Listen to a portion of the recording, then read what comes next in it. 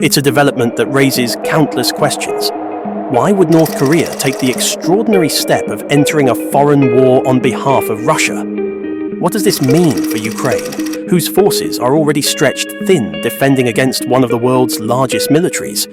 And how are world powers reacting to this new threat?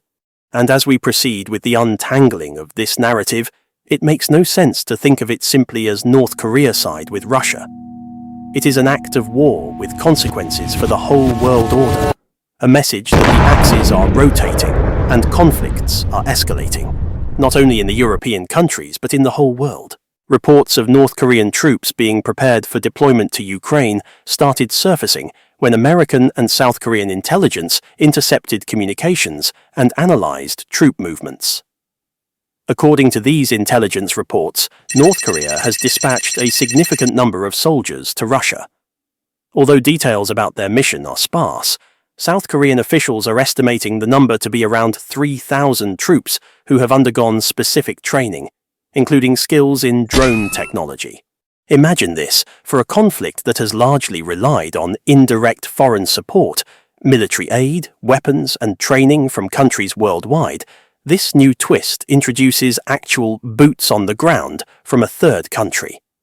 If North Korean soldiers are indeed joining the fray in Ukraine, it signals a serious escalation and shifts the dynamics of the conflict dramatically. South Korea's National Intelligence Service Director Cho Tae-yong and U.S. Defense Secretary Lloyd Austin have both spoken publicly about these new developments. While neither official disclosed specific details on how they obtained this information, both confirmed that evidence points to North Korea's involvement.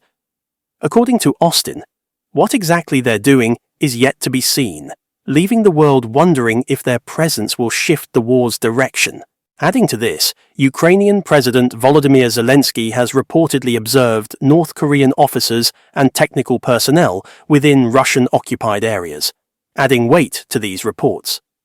Although Zelensky hasn't provided precise details on when these personnel were sighted, his acknowledgement has sparked heightened concern across the globe. Ukraine is taking these developments seriously. As the possibility of confronting North Korean soldiers on Ukrainian soil becomes more probable, they're preparing for a new layer of conflict. Ukrainian and South Korean intelligence estimate that North Korea could potentially send up to 10,000 troops, a figure that would be challenging for Ukrainian forces to counter without additional international support. Ukraine has ramped up initiatives like the I Want to Live project, which has been using social media to encourage Russian soldiers to surrender. Interestingly, they recently released a new video in Korean, directly addressing North Korean soldiers who may be considering joining the battle. The video calls for North Korean soldiers to abandon the fight before it begins, highlighting the power of psychological warfare as Ukraine braces for this looming confrontation. The question arises, why would Russia seek this kind of support from North Korea? To understand this, we must look at the current state of Russia's military resources and its relationship with North Korea.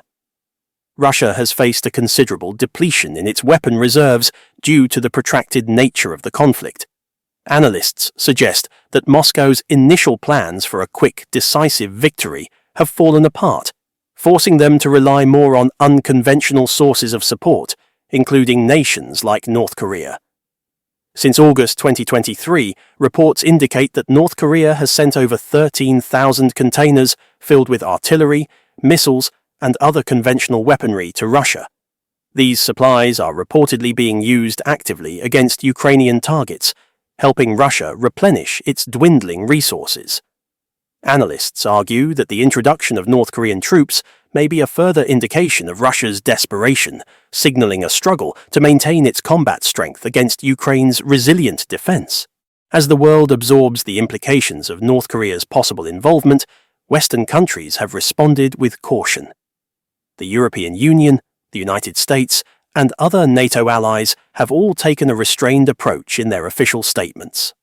NATO Secretary-General Mark Rutte emphasized that while there's no confirmed evidence of North Korean soldiers in Ukraine, the broader support North Korea is providing to Russia is concerning. NATO officials fear that North Korea's involvement could create ripple effects beyond Europe. UK Defence Secretary John Healey highlighted these concerns, saying, "This escalation isn't just a concern for Europe, it's deeply connected to security issues in the Indo-Pacific as well." This statement underscores the wider implications of North Korea's involvement in the war, which could destabilize multiple regions and prompt further military realignments.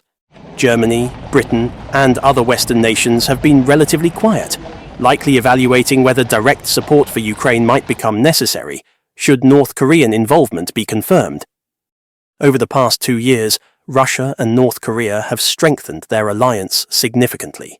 In June, the two countries signed a defense agreement obliging mutual military assistance if either were attacked, cementing a military partnership rooted in their shared opposition to Western influence. In exchange for North Korea's military support, experts believe Russia has offered economic aid, technological assistance, and potentially even nuclear technology to upgrade North Korea's arsenal. This exchange serves both countries' interests. Russia secures a source of weapons and manpower, while North Korea gains crucial resources for its struggling economy and military expansion. It's a mutually beneficial partnership that also defies international sanctions and puts Western leaders in a difficult position. In response to this development, NATO and the West face a dilemma. Direct intervention could intensify the conflict, potentially drawing NATO countries into a direct confrontation with Russia. But inaction risks allowing North Korea's involvement to shift the balance in Russia's favor. For now, NATO Secretary-General Mark Rutte has stated that NATO's position remains vigilant but cautious. Secretary Rutte pointed out that NATO's current intelligence does not confirm North Korean soldiers on the front lines, yet he acknowledged the growing support from Pyongyang for Russia.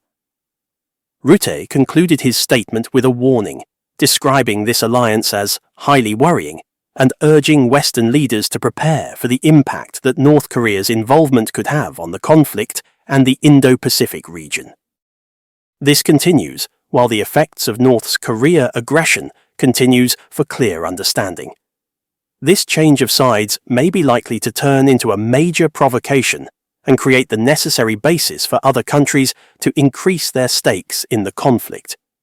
Is this new chapter in the conflict between Russia and Ukraine capable of encouraging other countries to act to a greater extent to defend allies? Will North Korea draw other regions, especially Indo-Pacific, into a bigger conflict? As the world watches, one thing is clear. This is no longer a civil war or war limited to the region, but a war that is escalating into an international war. One single shift on one side set off series of changes that had rippling effects in the lives of so many people, their economies, and even their allegiance to their own countries. As the world becomes a more chaotic place and ever more interconnected, people continue to look at Ukraine, Russia, and North Korea, wondering what they will do next.